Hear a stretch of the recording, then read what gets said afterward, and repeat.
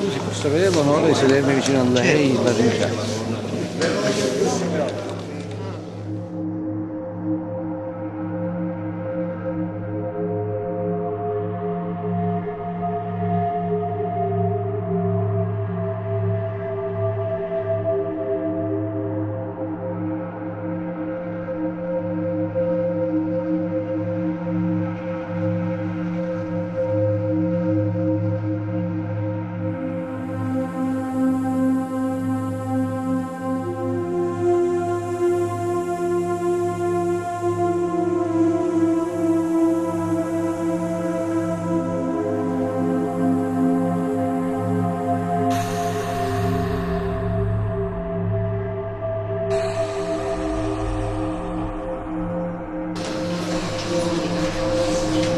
Perché insomma facciamo uno speciale dopo. Va bene?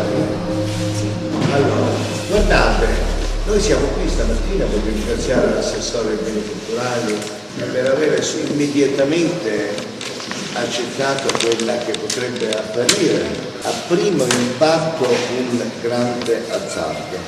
Però guardate, oggi la storia si fa con gli azzardi. La logica è meramente conservativa rispetto alle cose, è una logica che non produce nulla.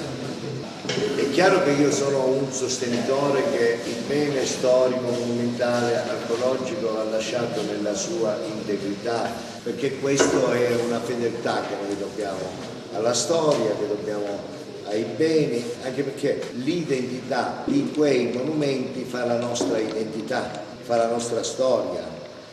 Noi siamo quelli che siamo perché siamo una serie di sovrapposizioni culturali, storiche, incredibili che ci vengono da millenni di civilizzazione. I siciliani sono un grande popolo perché hanno conosciuto tutte le culture più grandi della storia dell'umanità, la civiltà grecia, quella fenicia, quella romana, quella araba, quella normanna, la nascita delle grandi religioni monoteistiche. E noi siamo passati in un continuum storico che a volte ha straordinarie continuità. A Bitalemi, dove c'è il tempio della Madonna di Bitalemi, che è frutto di un viaggio delle donne, alcune anche scalze nel mese di maggio, e la dottoressa Bambini mi fece notare una serie di vincoli che c'era, perché quello era il tempio di Atena Olimpia. In una sorta di continuità il popolo gedese è passato dal culto di Demetra al culto della Madonna. Immaginate la processione della Madonna delle Grazie, che si svolge il 2 luglio ogni anno, alla quale viene offerto grano e chicchi d'uva. Una processione tutta al femminile, fra le altre cose, e c'è anche tutta la genialità del femminile dietro quella processione, senza i riti inchiodati che ci sono spesso invece in quelle che sono processioni, eventi religiosi che sono gestiti, se vogliamo, al maschile, come quelle della Chiesa, no? E la spontaneità di queste donne, grandissima, bellissima, ma anche questa offerta dei bambini nudi che vengono offerti alla Madonna, come si faceva nell'antichità nei confronti di Demetra. E guardate il periodo, 2 luglio, è il periodo della raccolta delle messi, quando le messi sono state raccolte e si ringrazia la Dea, la Madonna, in questo caso, che io ritengo in assoluto una delle immagini più belle del cristianesimo, della cristianità, il volto femminile di Dio, perché poi anche Dio, come diceva Papa Luciani, è non solo è padre ma è anche madre, cioè nella realtà della religione, del monoteismo nostro vero, in realtà noi dovremmo essere, l'immagine di Dio dovrebbe essere persino inconcepibile dal punto di vista dell'immaginario, invece spesso immaginiamo Dio come vecchio, anziano, e in realtà è un'entità che ci ingloba le nostre realtà fisiche, morali, tutti, di uomini, di donne, di bambini, del regno dei fiori, della natura, della bellezza, perché questi sono, per un credente, sono tutte opere di Dio. Sinta. Quindi il tema è come collochiamo questa città nella sua interezza storica, nella sua bellezza storica, culturale. Io provocatoriamente ti voglio dire che Gela nel VI secolo a.C., avendo la stessa estensione che ha adesso in termini territoriali, dalle mura di Caposoprano fino all'Acropoli, si ergeva su questa collina un mare incontaminato, quale deve ridiventare. E con questo fiume Gelas era il fiume navigabile, un territorio circondato di boschi. Guardate cosa c'è ancora a Caposoprano. Il patrimonio archeologico di questa città, che deve essere ampiamente scoperto ancora, con campagne di scavi che dovranno essere incardinate dentro le APQ. Mi ricordo quando io ero consulente dei beni culturali con Rossella Bambini, l'emozione che provammo alla vista di quelle arule ancora semicoperte di sabbia, oppure quando abbiamo scoperto una serie di sondaggi che nella zona dentro le mura di Caposoprano ci sono fortificazioni di un'entità incredibile. Probabilmente gli scavi da fare non solo ci aiuterebbero a riscoprire ancora di più della tipologia della città greca, restituendo un unicum anche qui di grandissimo livello, ma ci aiuterebbero a scoprire una serie di temi risolti nella storia di queste città, che è la parte sua medievale.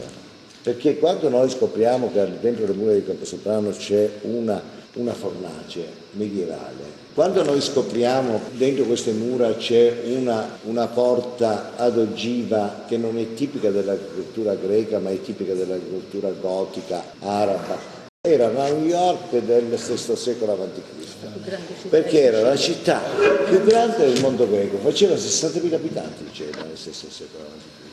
Guardate, una città che aveva un monetiere che era di proprio conio. Gela aveva un suo conio. Chi conia è uno Stato.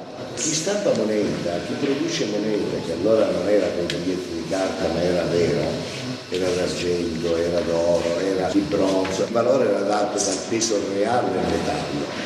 Non c'erano le speculazioni del mercato, tanto è l'oro e tanto vale la moneta. Quindi noi quello che vogliamo lanciare è l'idea di una nuova campagna di scavi, innanzitutto che si deve fare a Gela, per riscoprire meglio una serie di cose. Sappiamo bene che tutto quello che è avvenuto negli anni 60 in questa città ha distrutto un grande patrimonio, perché le costruzioni che si sono realizzate in modo indiscriminato, anche laddove avevamo molto da scapare, forse ci hanno occultato tante cose che potrebbero essere importanti, laddove si trovavano reperti, si trovavano arresti, e la gente, per evitare che venissero interrotti i lavori, occultava, continuava a lavorare di notte e negando alla collettività e alla bellezza e persino all'economia di questa città la valorizzazione di questi beni. In qualche modo Gela paga la sua storia più recente, lo paga in termini di architetture, ma lo paga anche in termini, diciamo, anche delle ricerche storiche, paga anche lo scempio ambientale che è stato fatto negli anni 60. Non si costruisce in nessuna parte del mondo uno stabilimento attaccato alla città sotto l'Acropoli. Non si costruisce. Atena Lichia è anche dea della giustizia, mi pare, no? Della legalità. E quindi prima o poi la vendetta della dea nella storia penserà risarcimento per questa città che è stata offesa in questo modo così forte. Oggi noi dobbiamo quindi basare tutto il nostro ragionamento sulle possibilità economiche che si svolgeranno in questa città e le possibilità che noi dobbiamo avere nei prossimi anni. Il tema è questo. Riconvertiamo la fabbrica perché deve essere compatibile. Questo può andare bene per ricoprire l'occupazione esistente. Un'industria ecosostenibile, quindi che non crei inquinamento, compatibile con l'agricoltura, un'agricoltura avanzata che valorizzi il biologico e utilizzi le nuove tecnologie, e quindi mi pongo il problema per esempio delle serre che non siano legate agli anticrittocamici o ai fertilizzanti selvaggi, mi pongo il problema delle serre che siano legate invece allo sviluppo delle nuove tecnologie energetiche che possono garantire un anticipo delle produzioni laddove gli altri ancora non sono arrivati a produrre, mantenendo un prodotto biologico. Mi pongo il problema delle attività marinare.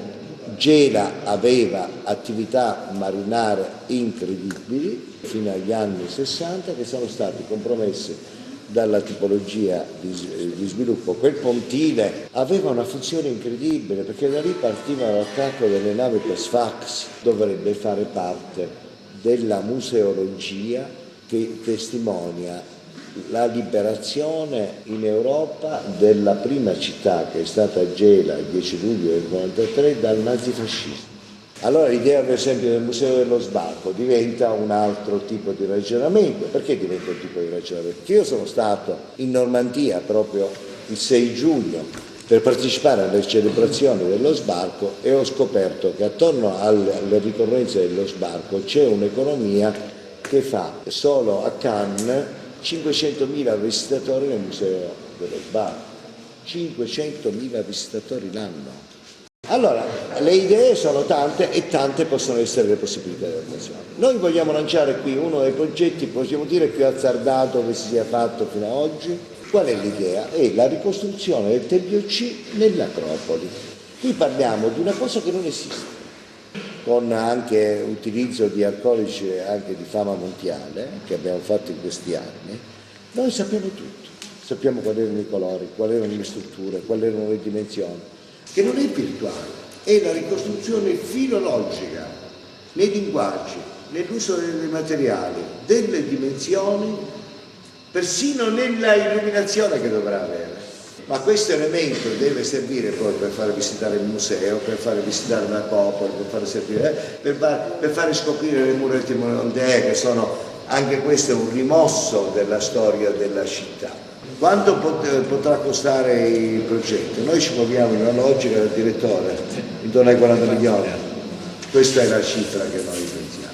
Verranno coinvolte quasi tutte le università siciliane che lavoreranno dentro questo progetto, ma noi vogliamo fare una cosa che cancelli il ricordo di una città inquinata, riproponendo simbolicamente il fatto che la città si proietta verso il futuro partendo dal suo passato. Io ho sempre detto questo, che le mura timoleontee, che sono antiche, hanno protetto questa città dalla barbarie. Da una barbarie perché hanno mantenuto un'identità. I gelesi, se non ci fossero queste mura su questo museo, non saprebbero che sono stati. Allora è dentro questo che noi partiamo, da una rivalutazione del passato, ma persino anche da una ricostruzione del passato. Gela è stata la città dove è morto Eschilo, il più grande poeta della storia dell'umanità. Deve riprendere questo ragionamento. Pensate a una rappresentazione eschilea che si celebra dentro questo tempo. La contemporaneità che può avere tutto questo di rivisitazione del passato. Perché noi non dobbiamo dare la prova vivente di come poteva essere il Tempio greco, quindi come poteva essere persino la nostra città e la nostra Sicilia in epoca antica, e scoprire la bellezza e la grandezza di questo popolo siciliano. Io credo che sia anche questo un grande contributo che la regione siciliana vorrà dare e dà al sindaco di Gela, ma anche al comune di Gela, ai gelesi e credo anche al popolo siciliano, e credo persino alla cultura mondiale, perché guardate, l'idea di immergersi e di vivere fisicamente l'emozione fisica di una ricostruzione fedele e filologicamente reale di un tempio è qualcosa, un'emozione che nessun altro può dare, perché vedere un pezzo archeologico sia un fascino soprattutto per coloro che hanno dietro quel pezzo, sanno leggere la storia, sanno leggere la sua ricostruzione ambientale, quindi anche provoca l'immaginazione, ma per chi non ce l'ha? Per noi questo è un impegno che noi assumiamo ovviamente ed è un progetto che parte subito nel suo studio E già abbiamo annunciato la costituzione, oggi annunciamo la costituzione del gruppo di lavoro, che sarà un gruppo di lavoro fatto da scienziati, per intenderci, con le migliori professionalità che noi abbiamo dentro la regione siciliana, ma anche con personalità di livello mondiale, in modo tale da 6 mesi da concludere questo tipo di percorso per uno studio di fattibilità che verrà fatto, e speriamo che già lo studio possa essere a livello del 2000, di cui fine anno è già pronto, per poter inserire tutto questo nella programmazione 2015-2020, quindi a partire dal 2016, e diventare un regalo che l'archeologia siciliana, perché vogliamo solo archeologi, storici, eccetera, anche gli architetti, per carità, perché per gli aspetti, diciamo, strutturali, questioni anche estetici, una serie di valutazioni, ci vogliono ingegneri, ci vogliono i geologi, però qui deve essere un ragionamento fedele. Noi vogliamo riprodurre un'opera che non esiste al mondo. È inutile dire che noi copiamo, no, noi copiamo, riproduciamo ciò che non esiste. E ciò che non esiste non è solo antico, è nuovo, perché dare un'emozione del V secolo a.C. ai cittadini che verranno a visitare, io credo che sia una grande bellezza. Grazie a tutti, ad Maiora.